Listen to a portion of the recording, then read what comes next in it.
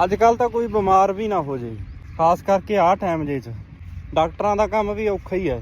5-7 ਦਿਨ ਬੋਤਲਾਂ ਲਵਾਈ ਜਾਂਦੇ ਆ, 5ਵੇਂ-7ਵੇਂ ਦਿਨ ਆਖਣਗੇ ਨਾ ਨਾ ਇਹ ਤਾਂ ਤੁਹਾਨੂੰ ਪ੍ਰੋਬਲਮ ਲੱਗਦੀ ਆ, ਕੋਈ ਟੈਸਟ ਕਰਾਉਣਾ ਪਊ। ਕਰਾ ਕੇ ਟੈਸਟ ਜਦੋਂ ਰਿਪੋਰਟ ਨੂੰ ਉਡੀਕੀ ਜਾਈਦਾ, ਆਈ ਸੁੱਖੀ ਜਾਈਦੀ ਆ ਵੀ ਕੁਛ ਨਾ ਕੁਛ ਹੋਰ ਹੀ ਨਾ ਸੱਪ ਨਿਕਲਿਆ ਵੇ। ਜਦੋਂ ਅੱਧੇ ਕੁ ਘੰਟੇ ਬਾਅਦ ਰਿਪੋਰਟ ਆਉਂਦੀ ਆ, ਡਾਕਟਰ ਦੇਖ ਕੇ ਜੇ ਸੋਚਦਾ ਵੀ ਹੁਣ ਜੇ ਇਹਨੂੰ ਕੁਛ ਨਾ ਦੱਸਿਆ ਇਹ ਗਲ ਪਊ, ਮੁੜ ਕੇ ਉਹ ਆਈ ਕਹਿ ਦਿੰਦਾ ਵੈਸੇ ਤਾਂ ਸਾਰਾ ਕੁਝ ਨੋਰਮਲ ਆ, ਬਸ ਗਰਮੈਸ਼ ਜੀ ਆਈ ਆ। ਵੀ ਪਤੰਦਰੋਂ ਜੂਨ ਜੁਲਾਈ ਚੱਲੀ ਜਾਂਦਾ, ਗਰਮੈਸ਼ ਹੀ ਆਊ, ਹੋਰ ਕੀ ਆਊ। ਮੁੜ ਕੇ ਨਾਲ ਥੋੜੀ ਜਿਹੀ ਐਂ ਦੱਸ ਦਿੰਦੇ ਆ ਕਿ ਖੂਨ ਦੀ ਕਮੀ ਆ।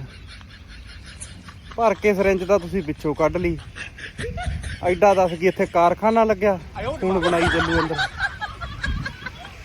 ਖੂਨ ਕੱਢ ਕੇ ਆਖਣਗੇ ਖੂਨ ਦੀ ਕਮੀ ਆ।